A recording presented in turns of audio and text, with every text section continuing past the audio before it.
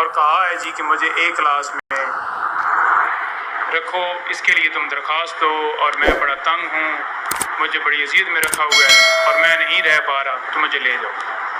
اس کے حوالے سے پہلی بات کرنا چاہوں گا کہ جب خان صاحب سے ملاقات ہوئی تو ملاقات کے دوران انہوں نے خود کچھ نہیں کہا، بلکہ میں پوچھتا رہا کہ سر آپ بتائیں کہ کیا پوزیشن ہے، کیسے حالات میں آپ کو رکھا ہوا ہے۔ انہوں نے کہا جی کہ چھوڑیں اس بات کو رہنے دیں۔ میں نے کہا کھانے کے حوالے سے بتائیں اور ڈیٹیل تھوڑی سی مجھے بتا دیں تاکہ پتہ تو چلے۔ اچھا، جو درخواست دی گئی ایک کلاس کے حوالے سے وہ اس سے پہلے دی جا چکی تھی، یعنی کہ خان صاحب نے یہ نہیں کہا کہ آپ نے مجھے ابھی تک درخواست کیوں نہیں دی یا مجھے یہاں سے ایک کلاس میں لے کے جاؤ، میں بڑا تنگ ہوں، بلکہ خان صاحب نے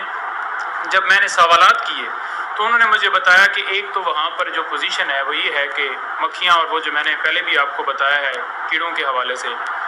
اور ساتھ ساتھ بارش کے حوالے سے بھی میں نے بتایا کہ کس طرح سے پانی آیا اور وہاں پر جا نماز بچھانے کے لیے بھی انہیں پرابلم ہے۔ تو سی کلاس کے اندر بھی یہ کہیں پہ نہیں لکھا ہوا قانون کے اندر کہ آپ نے کسی بندے کو اس طرح سے اذیت دینی ہے، سیاسی انتقام کا نشانہ بنانا ہے۔ ایک عدالت آرڈر کرتی ہے کہ اڈیالہ جیل میں انہیں رکھا جائے اور غیر قانونی طریقے سے انہیں اٹک جیل میں لے جایا جاتا ہے، سیکیورٹی کا کبھی بہانہ بنایا جاتا ہے اور کبھی یہ کہا جاتا ہے کہ عمران خان کے آنے سے تعداد بڑھ جائے گی، یعنی کہ وہاں پر رش ہو جائے گا۔ اب ایک بندے سے کیا وہاں پر جیل کے اندر اتنی آبادی میں اضافہ ہو جائے گا کہ جیل کے لیے جگہ جو ہے وہ کم ہے؟ تو یہ بات آج کورٹ میں بھی بتائی گئی۔ اس کے ساتھ ساتھ انہوں نے یہ بتایا کہ ڈاکٹر کے حوالے سے ابھی تک میرے پاس کوئی بندہ نہیں آیا جو کہ ان کا پرسنل فزیشین ہے، اور لائرز کی ایکسیس کے لیے بھی ہم نے صدا کی تھی، ساتھ میں جو ان کی جو پارٹی کے سینئر قیادت ہے ان کے حوالے سے ہم نے ریکویسٹ کی تھی، اور اس کے ساتھ ساتھ ہم نے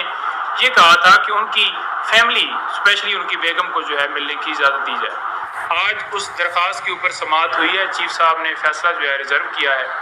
لیکن ساتھ ساتھ یہ بتاتا جاؤں کہ خان صاحب نے اندر سے جو پیغام بھیجا تھا، جو اسپیشلی انہوں نے لوگوں کے لیے بھیجا تھا، وہ یہ تھا کہ اگر مجھے ڈی کلاس میں بھی رکھ دیں، پوزیشن تو ہے کس طرح سے رکھا ہوا ہے، جو کہ میں نے پوچھا، انہوں نے خود نہیں کہا کہ اگر مجھے ڈی کلاس میں بھی رکھ دیں تو یہ سمجھیں گے کہ میں نے کوئی جو ہے ان کی جو یہ چاہتے ہیں کہ غلامی منظور کر لوں، تو وہ والا سین کوئی نہیں ہونے والا۔ دو راستے ہیں، آزادی کا اور غلامی کا، تو لہٰذا میں غلامی کا بھی چوز نہیں کروں گا، آزادی والا راستہ ہمیشہ میں نے اپنایا ہے اور قوم نے بھی یہی اپنایا ہے، اور قوم نے اسی بات پہ قائم رہنا ہے۔ اور اسپیشلی انہوں نے کہا کہ میں خراج تحسین پیش کرتا ہوں، آپ نے جا کے بتانا ہے جتنے لوگ